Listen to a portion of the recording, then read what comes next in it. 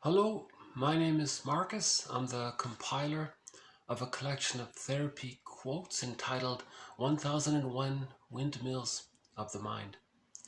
This is TQ 1130 to 1139. Therapy quote number 1130, quote, "So there's a part of you that's, but another part that's." This may be therapy speak, but it's also a fairly common way for people outside of therapy to talk about internal conflict or indecision, similar to on the one hand and on the other hand, or I'm of two minds on this issue. When I casually introduce the language of parts, I often find that shamed clients jump at the chance to talk about themselves in this protected yet immediately engaging way.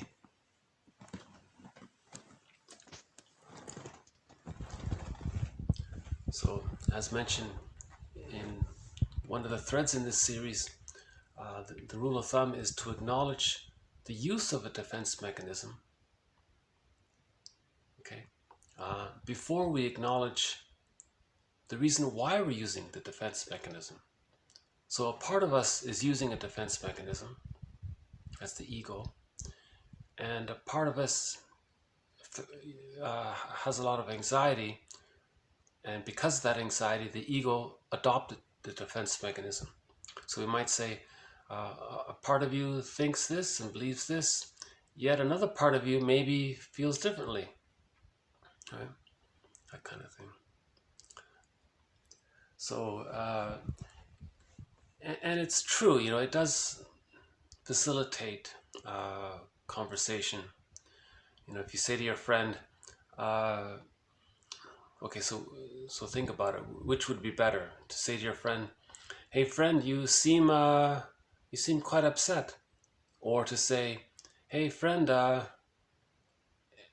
it seems that maybe a part of you is feeling upset," or "Are you maybe partly upset about something?" He might say, part of me is upset. It's easier if you just say a part of me. If you say all of the person, it's too restricting and it's almost labeling. But you want to acknowledge, and it's the truth, maybe a part of him. Because we have feelings, we have thoughts, these are different parts of ourselves. So it's authentic to say that, a part of us feels this, a part of us thinks another way, and we may have conflicted feelings. And so on. So just the idea of using this jargon of a part. It's sort of a metaphor. It's not literally a part of you. It's an approximate metaphor for the idea that we have some kind of memories related to an event versus something in the present that's unrelated to the past, but the past, because of trauma, we project the past in the present to master the past. So there's that kind of so two things are happening: something related to the past, the memory, something that's realistic in the present. Yeah. So a part of you likes this restaurant, but a part of you maybe doesn't like it because it reminds you of a previous restaurant where you broke up with your girlfriend. So maybe you have a little conflict there. So maybe a part of you likes this new restaurant, but a part of you doesn't because it reminds you of the past. So to talk about things, this idea of parts, right? So when we say when the mind adopts a defense mechanism, that's a part of us, okay? And then the feeling underneath the defense mechanism, that's another part of us. So we're trying to be able to talk about something that's these two parts. Often it's something conscious, something that's maybe partly conscious, maybe it's something we have a hunch about, so it's unconscious. So there's three parts, that kind of thing. So I think that's, and Eric Burns says we have the child part and we have the parent part, the inner critic. Then we have the adult part when we're reasonable and we calm down. So we have, he says we have 3 ego states, right? And then the child ego state, there's the natural child ego state, and then there's the angry child ego state, and then the parent ego state, that's the inner critic, and things like that.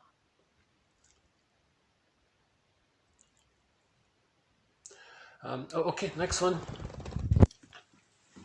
Dissociation may keep a person separated from her affect, even while some part of her is feeling something deeply.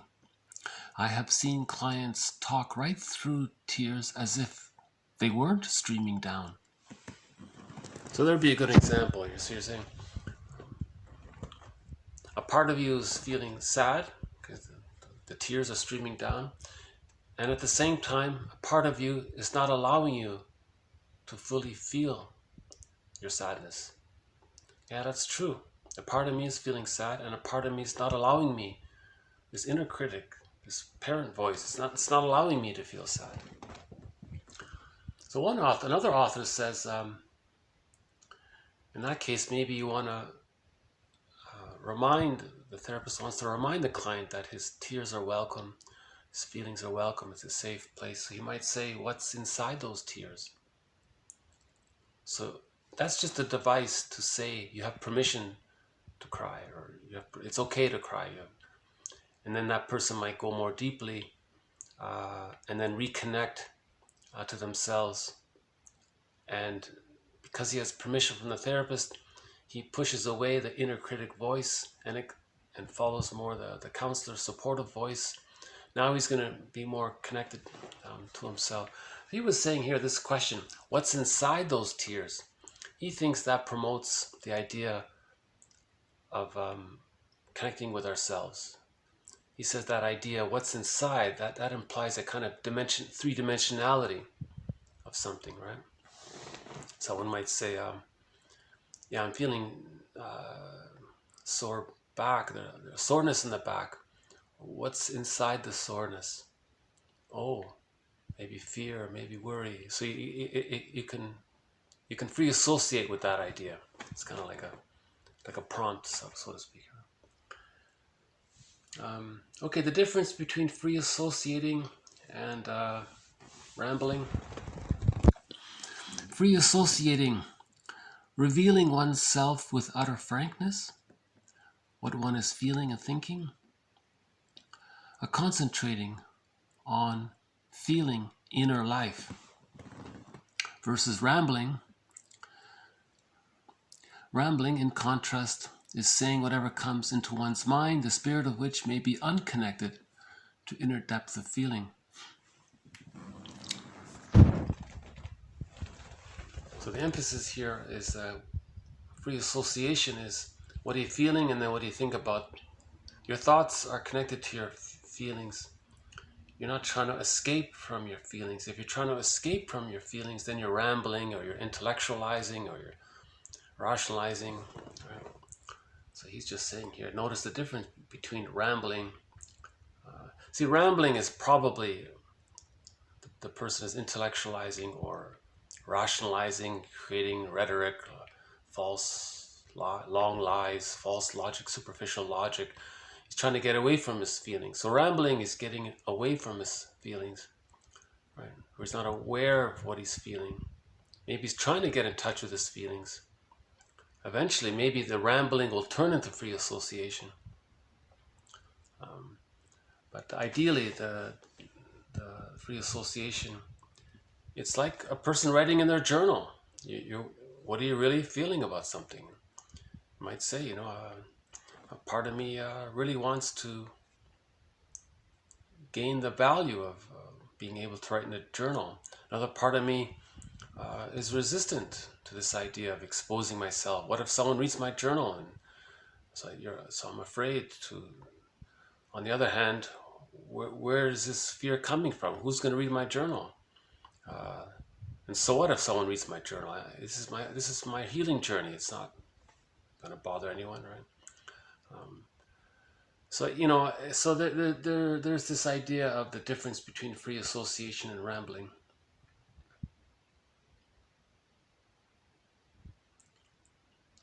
I think the therapist was saying that once. He said, if the client is rambling, he said the therapist will feel a certain, he will feel that the speaker is disconnected from his feelings. So he's in defensive mode. So a part of you is rambling, while another part of you is in exile. Your feelings are hidden, and maybe those feelings are strong, and you're not sure how to put words to those feelings. So to deal with the anxiety of trying to find the words for those feelings, you're rambling about something. Something like that. It'd be interesting to see how a therapist would offer an interpretation around somebody rambling. You wouldn't just say you're rambling. You might say it's so pain. So let's. You might say, well, let's borrow Masterson's. Masterson has this thing called mirroring interpretation of narcissistic vulnerability. He says, so it's so painful for you to focus on yourself and what you're feeling. It's so painful for you to free associate, to speak what comes to your mind genuinely. So what you do to soothe yourself is you ramble about something and focus on something else. I don't think I did that justice. Masterson's quote is, he might say to a client, it's in his books, he would say to someone, it's so painful for you to focus on yourself. So what you do to soothe yourself is to focus on others. Okay. So maybe rambling is sort of focusing on others, is it? Or rambling is maybe, yeah, what is rambling? Rambling, you're talking, maybe he's talking about himself, but without the feelings. So he's talking, maybe, so he could be talking about himself, but it's disconnected from feelings. So that's it. So maybe he's not necessarily talking about others. Maybe he's talking about himself, minus the feelings. So a part of him, so maybe a part of him with his rambling is wants to talk. Maybe a part of him wants to talk about what he's feeling, but another part is preventing him, and that's the rambling, that kind of thing. So what's inside the rambling? What's inside the rambling? These things you're rambling about, what's inside them? Well, what's inside them? Maybe that helps to go deeper, kind of thing. Or the therapist can just say, why are you rambling? Am I rambling? Okay, the reason I'm rambling is because I'm afraid to talk about I'm learning as I go myself. Because I think I ramble. I'm rambling now, talking about this quote about rambling. Rambling about rambling. Okay, the next one here. Unconscious anxiety. A client may be considered to be anxious whether he is aware of it or not. The central question is, the central question is not, does the client feel anxious, but is he being anxious? Yeah, so rambling maybe is being anxious. He doesn't maybe feel anxious, but he's being anxious. His point here is a lot of things that we do is a sign of anxiety, although we don't feel anxious. What we do is a sign of anxiety. Yeah. The narcissistic pattern, that's anxiety. But the person with the narcissistic pattern doesn't notice it himself. But interestingly enough, he coaxes others to feel anxious around him. They are anxious. They are walking on eggshells around him. So the theory about that is the person with the narcissistic pattern is using what's the defense mechanism of what's called projective identification. He can't admit that he's anxious. It's forbidden for him. His superego doesn't allow it, but it's there. So he wants to externalize it. How does he externalize it? He may talk to others in a certain tone or a certain manner or in a certain style. He may use certain body language or certain gestures. He may be passive-aggressive towards the person. He may bring up sensitive topics, push the other person's button. He'll do what he can to coax the other to feel anxious. He'll search for their buttons to push their button. Now they're anxious. Now he sees evidence that they're anxious. He sees the other person is anxious. Now the person with the narcissistic pattern, the projector, right, sees the anxiety in the other person and thinks to himself, "Hey, see, it's not in me. It's out there. If it's out there, it's not in here." Now he wants to preserve the idea that he's not anxious by continuously making the other person anxious. So that person would love to find a codependent person, because the person with the codependent pattern, they're constantly anxious, right? That's why they often match up. The stinger and the clinger, someone called it.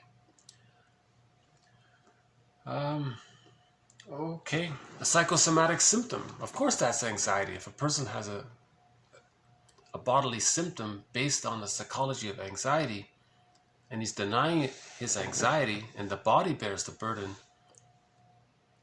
then that symptom, of course, is a sign of anxiety. All psychosomatic symptoms, by this definition, would mean that symptom comes from the anxiety. Right? We had that quote before in the core collection. The guy had separation anxiety from leaving his mother. He was a mama's boy. He was too bonded there. The mother was very rejecting to the child. Then the child bonded to her even more. Remember what Fairbairn said, the more rejecting the mother is, the more the baby needs the mother, the more the baby's going to cling to the mother. And he can never leave her, because in order to leave the mother, he needs enough love from her, but she's refusing love, so he's constantly clinging to her, hoping, waiting to get that love, but he never gets it. Then when the mother passed, he felt a lot of anxiety at the idea of his mother not being there. So we had that quote from Merriam Woodman. What that guy did was he created a symptom. He had this huge belly. He developed this belly, and Woodman said, "Well, that's you're carrying your mother around. You can't let her go." So you developed a symptom to deal with that represents symbolically that the belly was a symbolic of the mother, and it was a defense against the separation anxiety. So it took away the anxiety. It was a compromise, she said. So she said the overweightness, the overeating, and the overweightness that came from it was in response to the anxiety of missing the mother, right? And at the same time, he's able to not feel the anxiety himself. So the anxiety is in the weight, she said. That was a long time ago. That was early in the series. So if you have the collection, you'll find that quote in an earlier. It's in an earlier quote. I'll see if I can update that one. I think that one needs updating. This idea of bodily symptoms being transitional objects, that's a thread in the series, and I think we need to update that one. Yeah.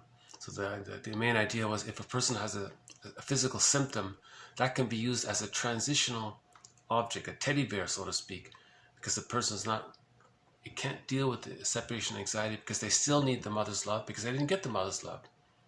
Remember, the only way to psychologically, psychically, emotionally differentiate from the mother is if the mother offered that love in the beginning. Then the child feels safe enough to leave. The baby needs enough love to feel safe enough to leave her. If the baby doesn't feel safe and doesn't get enough love, he never feels safe enough to leave her. So he's constantly hanging on to her. So the last video was about the Peer Gynt one, related to that. Okay, speaking of Masterson,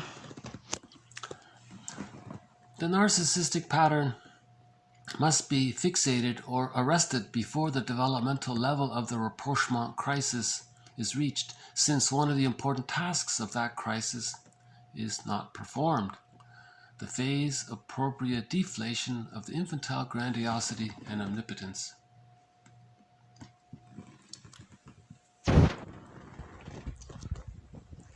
So this is one of the threads in this series. What's the etiology? What's the psychic structure of the narcissistic pattern? Image of the self is fused with the image of the other. Now in the beginning, the baby is special, that's the grandiose self. The mother's omnipotent, so that's the omnipotent other, and now they're fused. Now because they're fused, and he identifies with the aggressor, he thinks he's omnipotent, and others are either special like him or devalued like him. Right?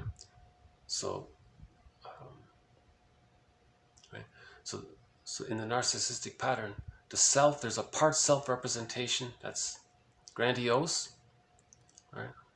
That's infantile megalomania, and a part self-representation of him that he denies, that's the despised, unloved self. Right? So the self-representation is either all great or all bad. It's the splitting defense mechanism, and he projects that onto others. So others are either idealized or devalued. Right? Now he identifies with the aggressor, so he thinks he's omnipotent, special, entitled, important. Now usually what happens is no one is perfect enough, so everyone else is devalued. Remember, from the baby's point of view, if the mother's rejecting, the mother's in the one-up position, the baby uses what's called identification with the aggressor to deal with the anxiety of the mother being rejecting. So the baby becomes the mother. He adopts his mother's characteristics. He becomes her. Okay. Now his real devalued self, he projects onto others, sees outward, because it's too painful to own within.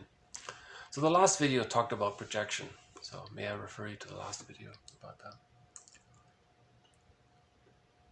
And then that's within the first year. You see, in the rapprochement crisis, in the second year, the child is experimenting with psychologically becoming more independent and leaving the mother.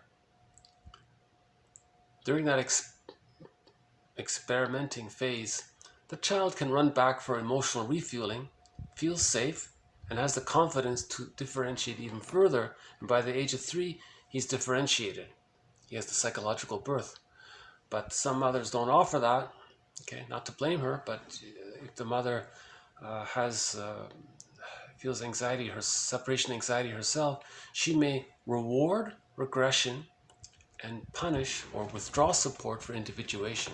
That keeps the child stuck either in that codependent, that confused codependent phase, that's the codependent pattern, the second year, or in that earlier phase, or the fusion phase, that's the narcissistic pattern. So the narcissistic pattern is the earlier trauma.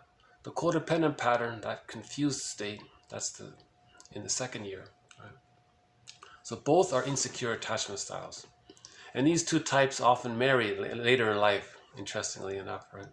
Because the codependent pattern is still looking for the love he didn't get enough love to complete the separation individuation process. A person with a narcissistic pattern appears strong. So a person with a codependent pattern thinks there's a rejecting mother. My mother was rejecting. There's a rejecting mother, but they look strong. Maybe they're going to support me to complete the process. The person with the narcissistic pattern doesn't know what you're talking about. He didn't get mirrored enough and seen enough and valued enough. So he wants the codependent one to always be in the one down position to allow him to be in the one up position. Because from the baby's point of view, the mother was in the one up position, the baby is in the one down position. He needs to find a partner who will maintain them, to repeat that pattern of the traumatized childhood. Because when there's a trauma, there's a repetition compulsion. You repeat it like Sisyphus. Someone even said Sisyphus. We have a quote coming up. I didn't know this, but so there's the Odyssey, right? And then someone later on wrote a novel based on the Odyssey called Ulysses. And in that novel, when Ulysses or Odysseus visited the metaphor of his trauma, in the metaphor of his trauma, he saw Sisyphus in the metaphor of his trauma. So Sisyphus is the metaphor of the trauma of the repetition compulsion. Anyways, we'll follow up on that. Okay, another one from Masterson here. If you are reading in order to gain some knowledge that will make you feel unique and special, and you cannot acknowledge the author's contribution, that is narcissism. If the author writes the book to exhibit his grandiose self, this is also narcissism. I think this was just sort of a side point to make as an example of narcissism. So let's say someone gains knowledge, but he's not doing it to improve himself, or he's just doing it so that later on he can show off. That's narcissism. Or if the author has knowledge, but he doesn't want to help anyone, he just wants to show off his fancy vocabulary or his ability to write intricate long sentences that fools others. He just wants to show off. Again, that's narcissism. So a healthy author is contributing, he's helping, he's generative, he's teaching, he wants to build value and heal others. Okay, some of these psychology books are very narcissistic. You can read for page after page after page, and you're waiting for the point, you're waiting, and then it's a circle, there's nothing. And you realize this guy is just enjoying showing off his rambling skills or something. So there is some of that in the psychology books, right?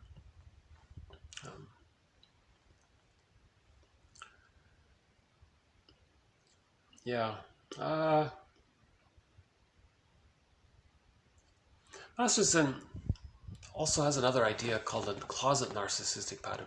Let's say a person does have the narcissistic pattern, but his superego or the trauma of his childhood doesn't allow him to express his narcissistic pattern. But it's still there. What does he do? Okay, that's what's called the closet narcissistic pattern. He finds someone else who exhibits their narcissism, and they so-called, he says, bask in their glow, meaning in their presence, he vicariously experiences his own grandiosity by watching someone else express their omnipotence and grandiosity. They feel in fantasy they're expressing their own grandiosity.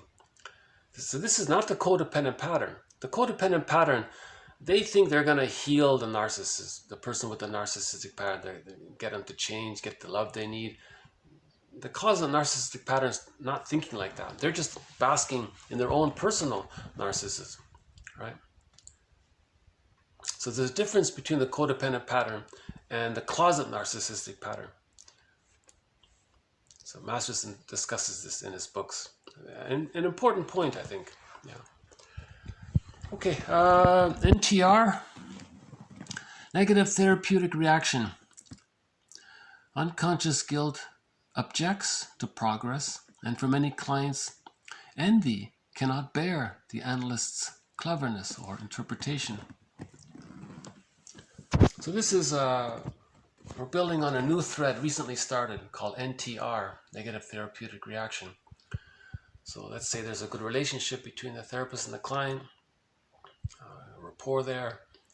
Therapist offers an interpretation, a complete interpretation, by the way, one that links the person's childhood to his present complaint in life and how it's happening in the here and now in the transference. And he links it all up and it makes sense. And you think because of that, he's going to get better.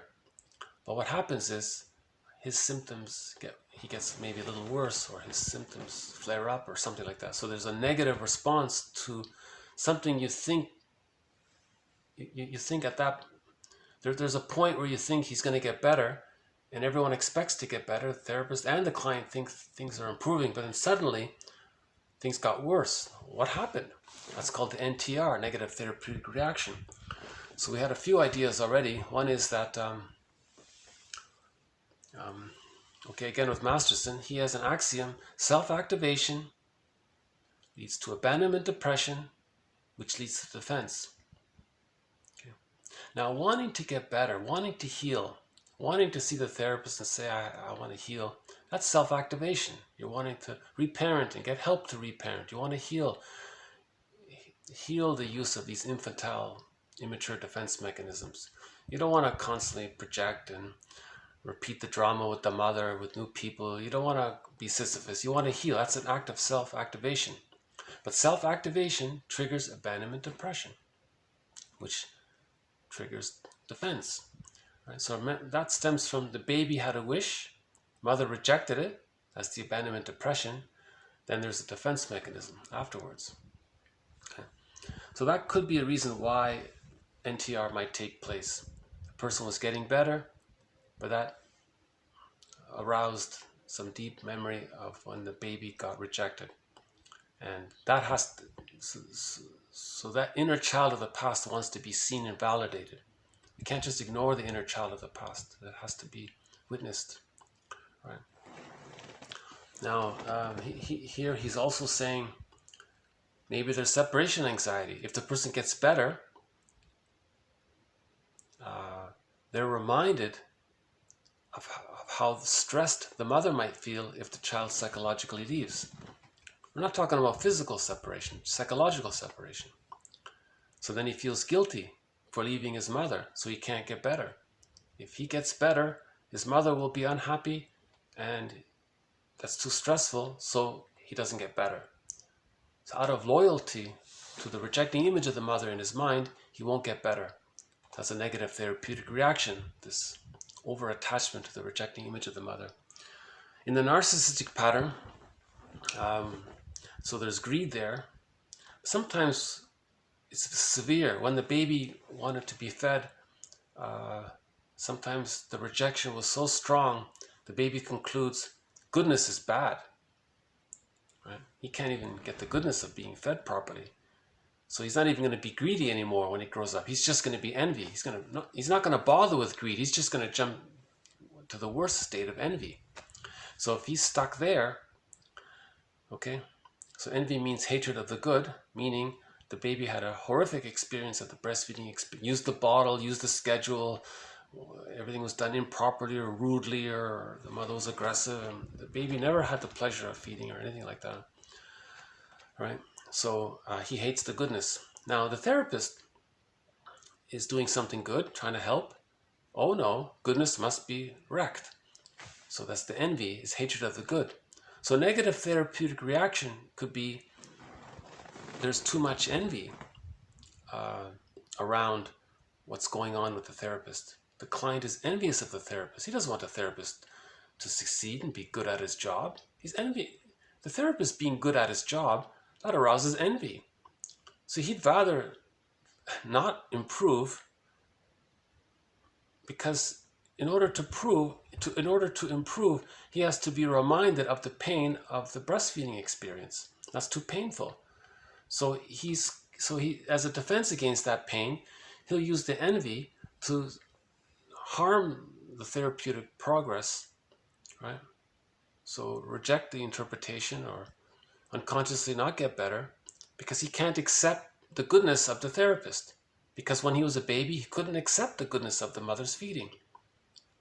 So the therapist offering an interpretation, that's an unconscious symbol of the mother breastfeeding the baby. In the unconscious, it's sort of symbolic of that, or it reminds one of that, you see. So there's a transference of the misfeeding to the therapist's interpretation being a kind of feeding or wanting to nurture and help the person understand, you see. So negative therapeutic reaction could be because of the deep abandonment depression from Masterson's axiom, from the unconscious guilt of the anxiety, of the fear of separating from the mother and how the mother might be punishing if the child leaves psychologically. Could be from the envy side. All right. So we'll follow up on an NTR. And there was another one. We had another one as well.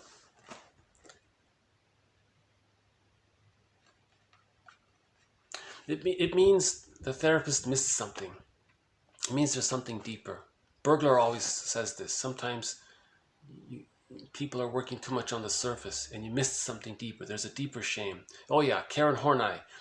Karen Horney says, there's a part of the self that's despised. So we're talking about an insecure attachment style, right? So when the mother is misattuned and all that, there's a part self-representation called the despised self, or Kernberg says the hungry, enraged, empty part self. Okay.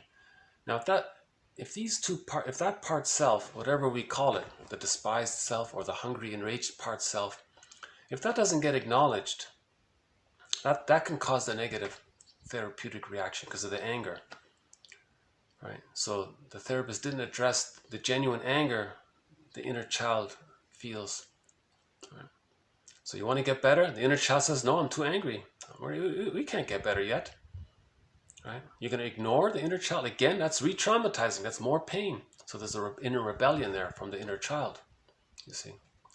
So that's a fourth consideration around NTR. Okay, next one. Oh, speaking of Karen Horney, under favorable conditions, man's energies are put into the realization of his own potentialities. Under inner stress, however, a person may become alienated from his real self. He will then shift the major part of his energies to the task of molding himself to fulfill his idealized image of himself and satisfy his pride in the exalted attributes which he so feels he has, could have, or should have. So one of Karen Horney's ideas is that if the child's unloved, as a compensation for that devalued or despised self, or hungry, enraged, empty part self, it's too painful, so the defense mechanism is to fabricate or invent an idealized image of the self. Right? It's superficial, it's constructed, it's manufactured image of the self. Now the child's energies are now directed to maintaining this image. That's a defense mechanism. He's maintaining this idealized image. Now this idealized image or pride self, now with the pride self, there's a sense of a great need to preserve that pride, neurotic pride. Horney calls it neurotic pride. So his energy is to preserve his neurotic pride. And if someone questions his neurotic pride, Karen Horney says he can become spiteful and vindictive because that's his identity. His identity is the false self. He can't relate to his true self identity. He believes he is his false self. So you question his false self, that's all he has. That evokes way too much anxiety, and all of his anger and hungry, enraged, empty part self reacts. And they can become vindictive, she says. So we had a very good quote in the court. There's a very good quote from Karen Horney about that, the vindictiveness quote by Karen Horney. It's a very interesting quote related to the narcissistic pattern, related to narcissistic injury, when the narcissistic pride hasn't been there. Right? Remember, a person with a narcissistic pattern needs his supply, right? He needs the supply of seeing that someone else is anxious and he's not anxious. The supply of his preserving his identification with the aggressor role, where the mother is in the one-up role and now he as a child was in the one-down role. Now he wants to replay that in the repetition compulsion of seeing others in the one-down role. So having a codependent in the one-down role, that preserves his supply. That preserves his narcissistic pride, and that preserves his pride system. The pride system is this structure, the idealized grandiose self and the devalued self. Okay, we'll end on a couple of common defense mechanisms. Okay, rationalization. Making a thing appear reasonable when otherwise its irrationality would be evident. It can be seen that narcissism is always largely involved in the process of rationalization. Rationalization, the process of manufacturing rational explanations for attitudes or acts to avoid the distress resulting from acknowledging their true motivations. So if a person wants to preserve his idealized image, right, rationalizations can help do that. If you can create some beautiful lies and false logic and uses advanced vocabulary and sophisticated, intricate sentences and make it look very appealing and display his narcissistic self, and the person with the codependent pattern, is there with this delusion called sweet lemons, thinking that the bad mother is good. He's repeating that. Or the closet narcissistic pattern is just there to admire and bask in it. And meanwhile, the speaker is getting the mirroring and getting his supply, that kind of thing. So rationalizations are part of that. False self. The manufactured false self. Right? Yeah. Now, splitting and projection and rationalization, those three often go together. In the last video, we talked about the link between splitting and projection. So just very briefly, once again, the baby bonds to his mother. He must bond to his mother. What if the mother's frustrating? He still has to bond to her. But the baby can't bond to a painful mother, but he has to bond to her. So he creates two images in his mind. There's a good mother and a bad mother, and he thinks he's bonding to the good mother, when in reality he's bonding to the bad mother, but in his fantasy he's bonding to a good mother. And he denies that he's bonding to a bad mother. So unconsciously he's bonding to a frightening image of the mother. And in his other part of him, he's bonding to, in his delusion, his secondary delusion or even mini psychosis, he thinks he's bonding to a good mother. It's a big lie. He has to lie to himself that his mother's good to preserve the attachment. Fairbairn calls that the moral defense. So the child's ingenious to find some way to bond to a painful mother. It's counterintuitive. If the mother's so painful, why would a child bond to the mother? He has to. The baby can't walk and go away. He doesn't have motor skills. He can't call for help. He can't even speak yet. Right? So he has to bond. So if the mother's painful, that's how he does it. He creates the splitting defense mechanism. Right? So the idea around that is that he thinks that when the mother is frustrating or refusing, that's not his mother. And when the mother is satisfied, oh, that's his mother. Now, it may be that most of the time the mother is frustrating. So unconsciously, he's bonding to the rejecting image of the mother, but he thinks he's bonding to the loving mother. That's called the splitting defense.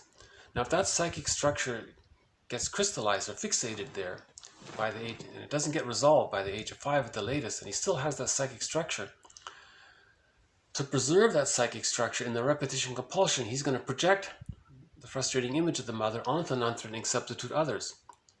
Now, to keep on doing it and to convince himself that he's doing it, because maybe he thinks he's not allowed to do that. Maybe he thinks he's not allowed to be prejudicial like that. He's got to find some way to still do it. Now he comes up with rationalizations, long lies, false logic, and all that. Okay, so these two just add to our collection. So rationalization is not a. When you first hear that term, rationalization, he's being rational. No, it's not. He's not being rational. He's using what appears to be rational. That's the idea. He's using what appears to be rational to hide what is irrational. Highly emotional, in other words. So emotional he can't feel it, and that's why he's creating this appearance of rationality. That's called rationalization. Okay, another common defense mechanism is projection. One cannot flee from one's merciless claims of what he has denied. Therefore, the individual who has an inner problem that is painful to him may project the problem upon another person or upon some part of reality. When the conflicting issue has been externalized, he may engage it as if it were originally an external situation. According to Ferenczi, projection is one of the first defensive or protective measures employed by the child in defense of their narcissism. When the child realizes that he is not omnipotent, he begins to ascribe omnipotence to those around him. He does not, however, abandon the feeling of his own omnipotence. That's very similar. That last part there is very similar to Masterson's theory about the closet narcissism.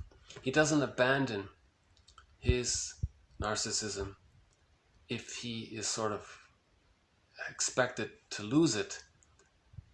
If his mother says, no, you can't be narcissistic like that, but he's structurally narcissistic, but the mother conditions him, no, you can't display that. Okay, merciless claims of what has been denied, one cannot flee for them. So what does a person do? He finds a person who is so insistent on their narcissism, he can openly display it, and the closet narcissistic vicariously identifies with them, and through the fantasy of their display, they get to stay in touch with their grandiose self. That part there.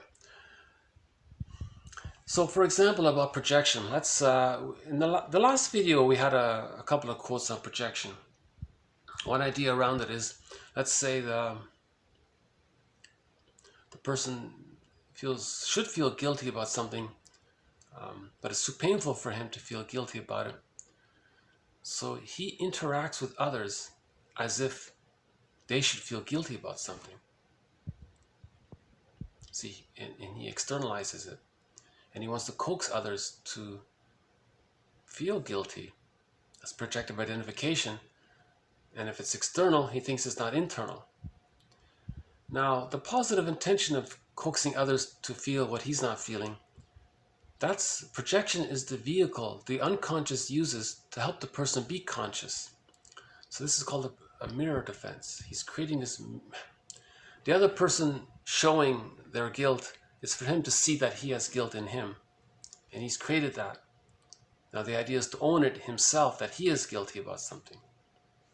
Just for example. Okay, another one on projection. Projection, ascribing to other persons modes of behavior which in reality are unconscious wishes or character traits of the individual himself. Let's say a person has a character trait of whatever it is. He will just find himself thinking that the other person has that trait and interact with that person with the belief that they have that trait even though they don't have that trait. But he's insistent on acting towards that person as if they have that trait. And the other person, the projectee, is kind of, what are you doing? What are you thinking? What are you believing? And the projector doesn't know. He has to believe that the other person has that trait in order for him to realize or to think that he doesn't have the trait. Why? Because it's too anxiety provoking to get in touch with the trait that he doesn't want to admit. His own memory, his own superego doesn't allow him to admit that he has this trait. So he has to externalize it. And to keep it external, he may coax the other person to demonstrate that trait. And then he has evidence of it. So it further encourages his confidence, his pseudo-confidence or his defense mechanism that it doesn't belong to him. You know, projection, I think of all the defense mechanisms, this really seems to be the number one defense mechanism. There's got to be about 30, 40 quotes on projection so far. Every author talks about it. So projection, so splitting, projection, rationalization, projective identification, reaction formation, those are big ones. Those are common ones, I mean. Reaction formation. Reaction formation, an excessive development of the opposite of a repressed attitude which is disapproved of by the individual. One way to deal with anxiety is to develop an attitude that's opposite to the secret repressed wish.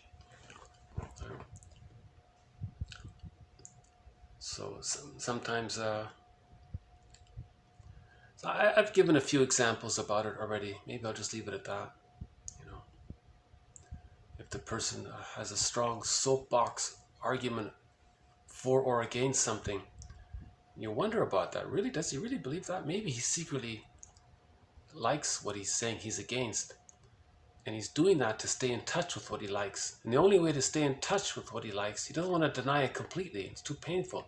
He wants to talk about what he likes, but the only way to get away with it, so to speak, or to bypass the superego, to trick the superego or to trick others and their superego, is to say that he is in opposite of it.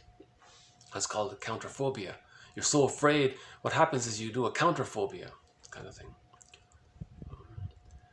A little different. Yeah, I think there's a difference between the two. Sometimes they're the same, but sometimes they're different. So I mentioned before the sitcom, you know, the girl doesn't know that she likes the guy. But we, the viewer, we know that she likes the guy. And in the show, she's always saying how much she hates the guy. But we know, and we see that she doesn't know that she likes the guy, but we see that she likes the guy, even though she doesn't believe, even though she doesn't realize she likes the guy. It's presented that she really does like the guy, but she doesn't know it. See, a part of her likes her and a part of her doesn't like the guy. Right? That's a kind of reaction formation. So she keeps saying how much she hates the guy, but really she likes the guy. So her superego doesn't allow, she's afraid to admit that she likes the guy, those kinds of things.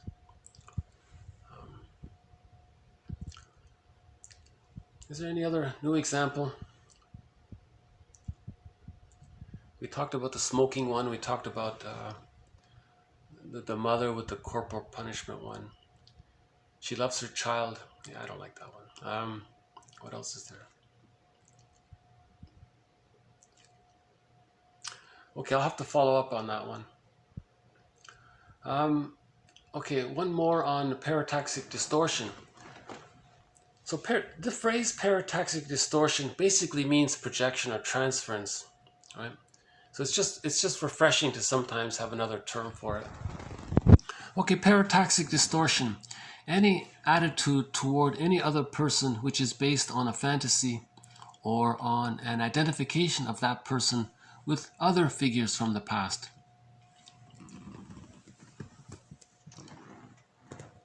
So it's a parataxic distortion to think that the person in the present is your parent. So the person is displacing their feelings towards the parent or transferring their feelings and thoughts about someone in the past into the present. So there's a distortion in perception. Okay, so one last one here about the Don Juan guy. Okay, the Don Juan type of man is avenging himself on all women because of the disappointments he experienced in early life with his mother. The last video talked about Peer Gynt, a variation of the Peer Gynt guy. I think the Don Juan is more aggressive than the Peer Gynt one. So I want to follow up to one of the golden windmills of the minds. One of the golden windmills of the minds award has been issued to the book. This one here. Okay, it's called Psychoanalysis. So there were in 1955 four issues of this comic, Psychoanalysis, was put out. And this book is the complete set of the four. This is excellent. As mentioned before, This is not entertainment in the traditional sense of what a comic book is. This was actually an introduction of the therapy process using the comic book format. It's a little dramatic, that's fine, but they preserved the lesson of it. So this is more educational than entertainment. This is actually an educational book. This is the best introduction to psychoanalysis, this comic book here. It says here on the back, okay, hold on. It says here on the back, a journey into the subconscious minds of people searching for answers through personal turmoil. This hardback volume collects the complete run of psychoanalysis, recolored digitally using the original palette and featuring art by, okay, and so on. This archive volume contains psychoanalysis issues 1 through 4, tales of inner turmoil, okay, tales of inner conflict. So the complete series, there are, altogether they cover 3 characters. Okay, so the 3 characters are there. I mentioned already the Freddy character. I'll just briefly say it again. I find that Freddy character interesting because he was on the verge of becoming Iago, a character very much like Iago. Remember, Iago is the guy, he doesn't overtly want to hurt others. His superego doesn't allow it. But he wants to have that kind of anger. He has all that anger. So he covertly spreads rumors and gets others against themselves. Right? Now, this Freddy guy was about to be Iago. And how it happened was, he didn't get, he got anger from his father, he got anger from his mother. The only time he got relief from their anger is when he somehow managed to see them against themselves. So when Freddy saw his mother and father fighting, and they were talking about him, he got a little attention and he got relief because the anger wasn't directed at him. The anger was directed at the parents, at each other. Because the mother misused him and the father misused him. The only relief he got was to pit them against each other. And then he started to enjoy it. That's the Schadenfreude, right? And that's the Iago character. So the therapist stepped in, offered an interpretation. Things got cleared up. That's okay. So there are 3 sessions with this first character. 4 sessions with the middle character, Ellen, right? Ellen, yeah, she had social anxiety, 1. And there are 5 sessions with the third character. So, now this third character, among many other things, he has the Don Juan. He's also a Don Juan. He's a womanizer, and he treats women the way his mother treated him. But he's in the repetition compulsion of doing it like Sisyphus, endlessly. You see? Right? The Don Juan type of man is avenging himself on all women because of the disappointments he experienced in early life with his mother. And we saw in the cartoon that we learned that the mother was very selfish and all that. And he's angry. He identified with her, does to other women what his mother did to him. And he keeps on doing it. And then he uses rationalizations. He has these excuses why it should be like that. So there's a lot in here. In these, so there are a total of 3 sessions with the first one, 4 with the second, and 5 with, so what's that, 3, 4, so 12 sessions, right? So there are 12 therapy sessions in this comic book series. 12 therapy sessions, you know. Very well presented. You learn about dreams as well, and the repetition compulsion. It's a great thing, you know. Interesting tidbit. I don't know if you can see it, but long ago, okay, it says there. Can you see it? 10 cents. Okay. Each issue was only 10 cents back in 1955. So the set would have been only 40 cents. Right? Luckily, now they're not available. Luckily, they reissued it. They republished it. So the publisher is a company called Dark Horse Books, or Dark Horse, right? And you can get the online version, the digital version, or you can get the hardback. I don't think there is a softback. Yeah, there isn't a reissue in the paper format. You only have the only choice is this hardback one, a little more expensive one, around, I don't know what it is now, $20 or something. Or the digital version, which of course is cheaper. Right? So this is this has a Golden Windmills of the Mind award. We have I think a total of 8 Golden Windmills of the Mind award, and in the last video I announced that we'll be issuing a new Golden Windmills of the Mind award, but I ran out of battery and I got cut off, so I want to do it here now. So first of all, let's just quickly do the 8 here. So the first Golden Windmills of the Mind award was given to the comedy film Bob and His Enlarged Amygdala. About a half an hour long. That's a great comedy about if a person receives too much stress, the amygdala can get enlarged. Right? Now in the comedy, it was sort of a science fiction. They shrunk his amygdala. When we say shrink yourself, they use that as shrink the amygdala. Usually we say shrink your inflation, shrink your grandiosity, your narcissism, shrink all that, and shrink all that. Here we say, let's shrink the amygdala. Great, that's a great comedy. The second one was given to the 1979 animated version of Peer Gynt by Vadim Kurchevsky. English subtitles, hard to find. That's excellent on Peer Gynt. All of Robert Belai's audio material on the men's movement, the mythopoetic movement, Iron John, Sibling Society, all those seminars and lectures he gave, all that whole body on the shadow, right? And the naive man and all these things. Not so much the poetry stuff, that's sort of a separate category, but all of that psychology he talked about in his audio. That whole collection, that's the Golden Windmills of the Mind award.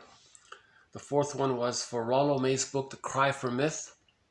Next one was Karen Horney's book, Our Inner Conflicts. Okay, the next one was James Masterson's book, The Search for the Real Self. Okay, Ursula Le Guin's rendition of the Tao Te Ching. That's a great rendition of the Tao Te Ching. There are hundreds of versions of the Tao Te Ching by Lao Tzu. I think Ursula Le Guin's rendition is excellent. Okay, and the 8th one is Psychoanalysis. Now the 9th one, I think the 9th one goes to the music video for the song Because of You.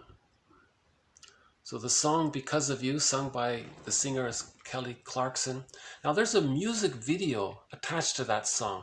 Now in that music video, you can see the effort to break intergenerational trauma.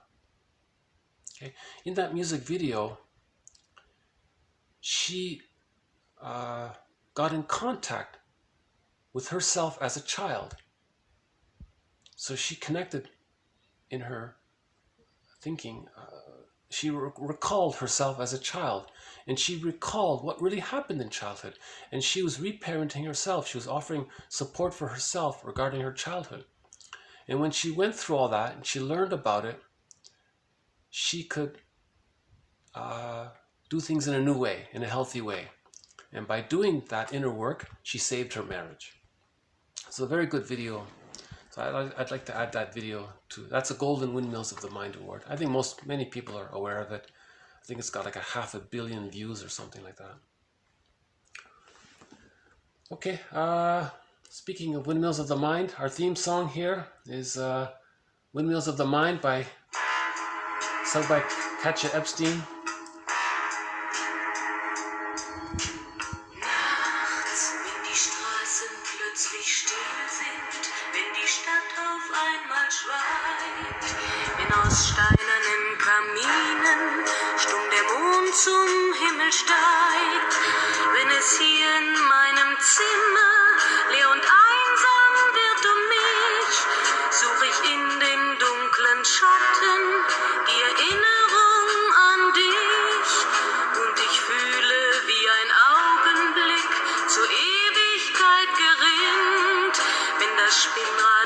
meiner Träume längst zerrissene Fäden spinnt und sich leis zu drehen beginnt, wie sich Mühlen drehen im Wind.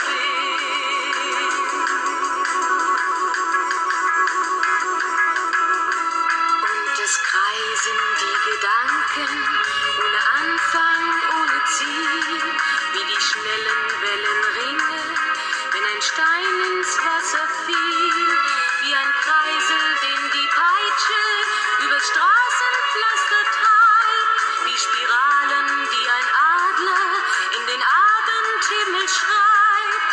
Und ich fühle, wie ein Augenblick zur Ewigkeit gerinnt, wenn das Spinnrad meiner Träume längst zerrissene Fäden spinnt und sich leis zu drehen beginnt, wie sich Mühlen drehen im Wind. Okay, so thank you very much. This has been TQ 1130 to 1139. We talked a little bit about the idea of the phrase of you saying a part of us this and a part of us that. You know, maybe a part of you likes these videos, maybe a part of you doesn't like. A part of me enjoys making these videos, a part of me is hesitant about it, right? So it's easier to talk about our situation when we introduce the language of a part. A part of me feels this, a part of me is afraid to feel this, so a part of me then thinks this, and another part of me is reminded of the past, another part of me says, let's be the adult, and so on. And then the adult voice of me, the voice of reason, that's another part of me, is saying, everything will be okay, we'll handle this, right? So the language of parts, and we have the example about that disassociation. The woman was feeling sad, so a part of her was feeling sad, and we saw the tears running down, but she had a very still face, and she wasn't even fully aware that she was feeling sad. So a part of her was feeling sad, and a part of her didn't allow her to really admit it to herself, right? And then the exercise here was what's inside those tears, and that helps her to maybe reconnect with herself, that kind of thing. And by the way, you know, we have a thread on crying. It's undeveloped, but in that thread on crying, it's a delayed onset of safety. So if you feel tense, and then later on you feel safe, you might cry, you'll release. Similar to laughter, you know, you feel stress, you feel safe, and you might laugh. Similar kind of mechanism apparently. So crying and laughter have a similar sort of physiological underpinnings, right? So let's say you're sad about something for a long time, then you talk to your friend about it, he's listening, and then you feel safe in your friend's presence, you start crying. A couple of videos ago, we had a quote regarding that movie Dino. In that movie Dino, the therapist said to the guy, the crying you're doing now, all those tears are the tears you wanted to shed when you were a child. He held it in all of his life. Finally, he started to cry. His crying now was a delayed onset of the tears he couldn't cry. So he wanted to cry, he held it in, delayed onset. There's like this lag in time. He was waiting for a time when he felt safe enough to cry. So there's a delayed onset. Right? So we'll have more about the theory of crying. The difference between free associating. That means you're simultaneously in touch with your feelings and you're putting words to your feelings. That's free associating. When you're disconnected from what you're feeling, you're rambling. I know I do a lot of rambling.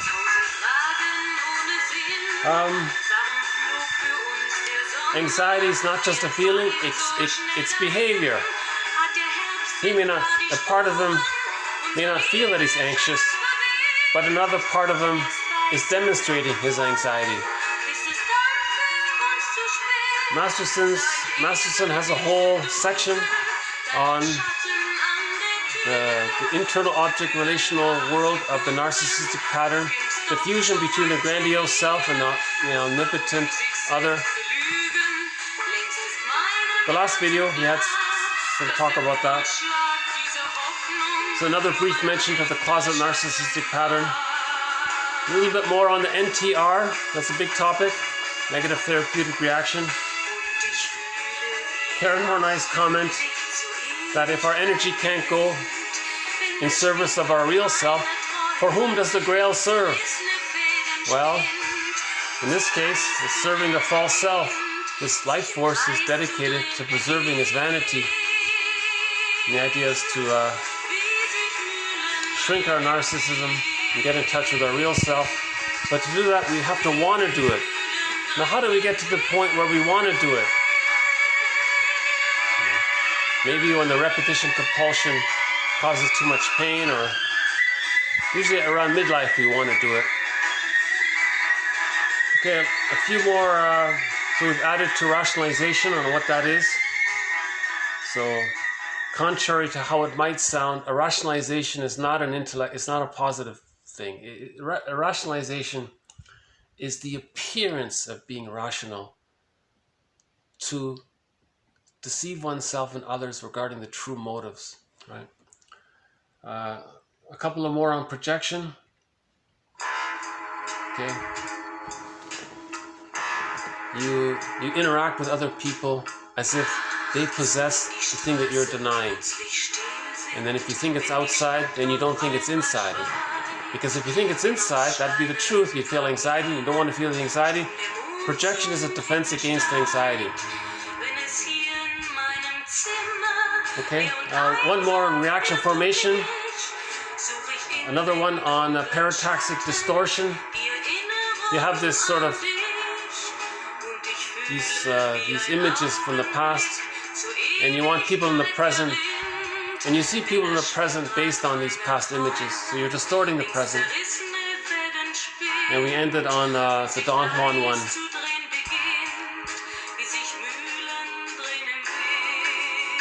So, again, the Don Juan one is similar to the Peer Gynt one. May I refer you to the last video? There was some reference to the Peer Gynt character. They have a lot in common.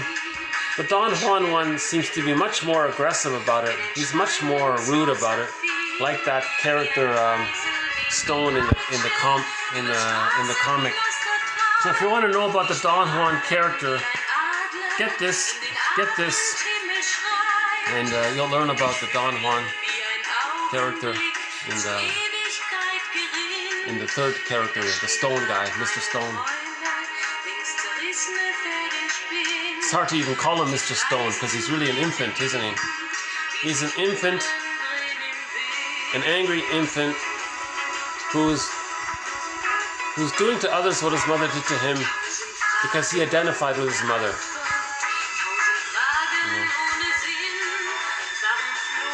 So that's a good example of toxic masculinity, right? That one there. Great song.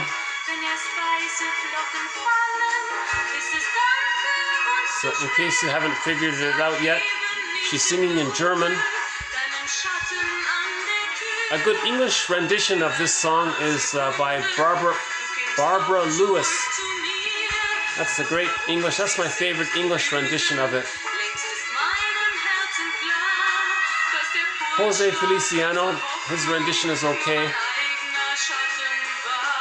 Actually, the Muppets even tried to do one, but I think they missed the point.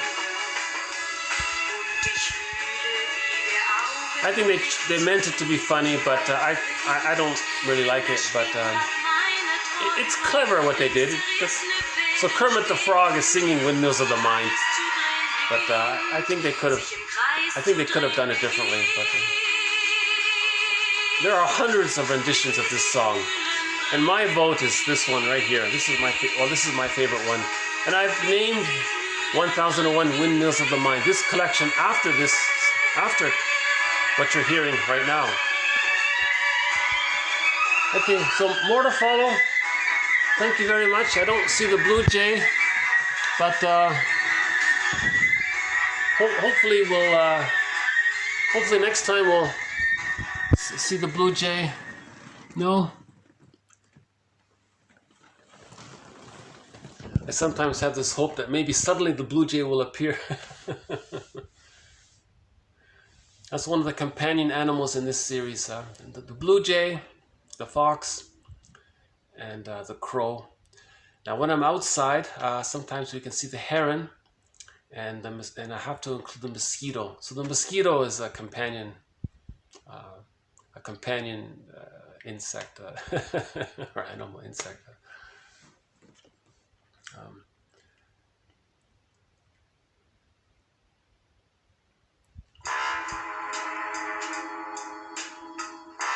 Actually, there is a song about the Don Juan. Should I play it? Maybe I'll play a part of it. Hold on. You know, there is a song that's about the Don Juan character, but so I just to at least acknowledge the Don Juan character. Give me a second here. Let's see if I can find it.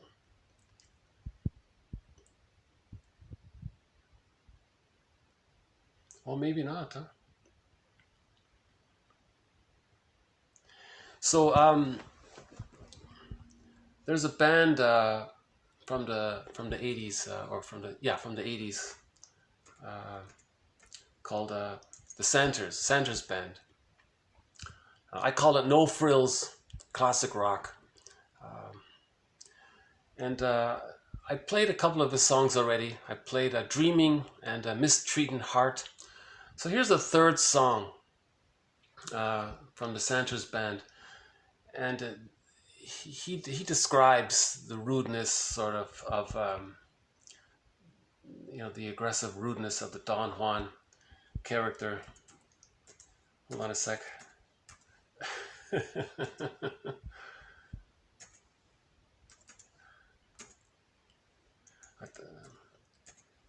So I'll just play a part of it. So I'll play the live version of it.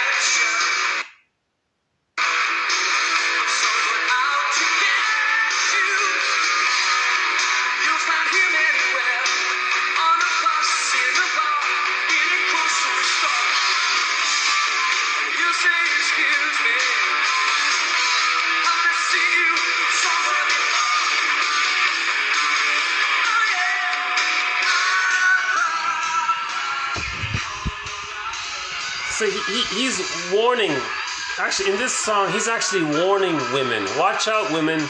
There are Don Juans out there. He calls them the rapper. Not rap music. He's calling, because many people who are Don Juans, they're very convincing in their persuasion, and they're very narcissistic in their display. Remember, many women have the codependent pattern, or some women maybe have the closet narcissistic pattern. So he's acknowledging. I don't think there are too many songs really about where the singer warns women about the Don Juans.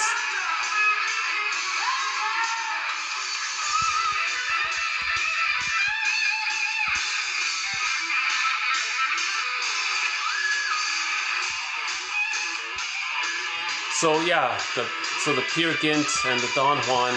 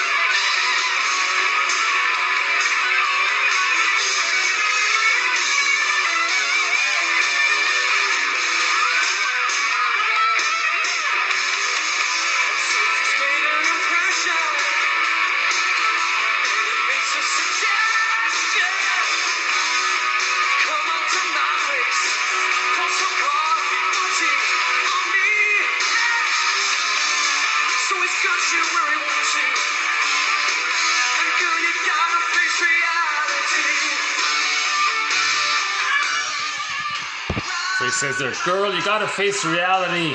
He's not gonna love you. He's an angry guy. He's angry at his mother for what the mother did to him. And of course he's greedy, right? Greed comes from the repetition compulsion of not getting enough love, right? So remember, we have a thread on greed in the core collection, so I won't redo it here. So thank you very much. More to follow. This has been TQ 1130 to 1139. Thanks again. Bye for now.